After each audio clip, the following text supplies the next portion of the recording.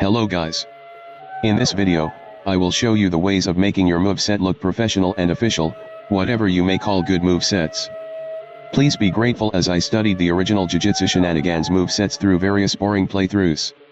This video uses text-to-speech because I wanted to try out using voice lines again. First step is to make your animations look connected and transition seamlessly. Despite being the first step, this is the hardest one to perform and succeed out of them all. The goal of this step is to try and make your move's animation look smooth and not janky like a million animations playing at the same time.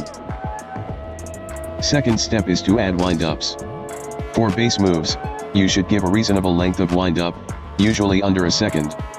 And the windup should be good enough where the enemy doesn't stand up after a ragdoll when you're charging your move. For awakening moves, it depends on how strong the move is. It sometimes can be instantly done, but you usually won't one-shot with it. Third step, adding a reasonable amount of pros and cons. For base moves, you should use hitboxes from skills that can be countered or blocked. Besides that, the set hitboxes should not be that big where it can compare to Sukuna's strong dismantle. For awakening moves, they should be able to be countered if it's a taijutsu move or a small moderate usage of Jujutsu. The hitboxes are your choice. Fourth step, combos. You should make your base moveset actually consisting of moves that can be used to perform at least one combo. Adding doable combos to your ULT is optional. Fifth step, visual effects. For devastating moves that hits the enemy once, they'll usually have a gust of wind following their attack or some cursed energy. These devastating moves include Divergent Fist, Brute Force, Mass Breaker and others. If you really want to make your move stand out, save your desires for the awakening.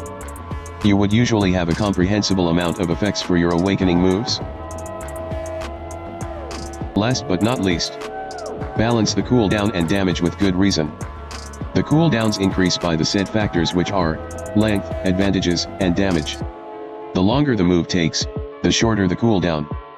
The more advantages it has, such as unblockable, uncounterable, the longer the cooldown. The more damage it deals, the longer the cooldown.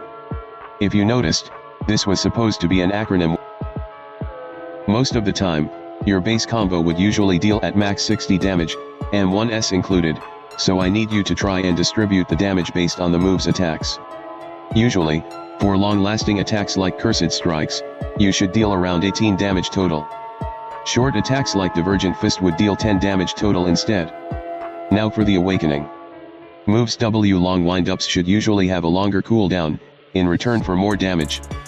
Fast attacks should usually have a short cooldown like a base, this time having slightly more damage than a base moveset.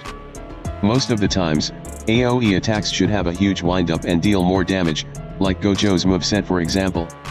Single target attacks should be very fast and deal slightly less damage than AoEs. Besides that, there's really nothing else except just going all out. That's really all I have to tell you guys. If you all did actually learn some things in this video, please consider sharing this video to your fellow JJS players who you think needs to learn how to make better moveset. You can send something in the comments section if I did something wrong or I missed something else. Hope you all have a good life. Thanks for watching. Goodbye ladies and gentlemen.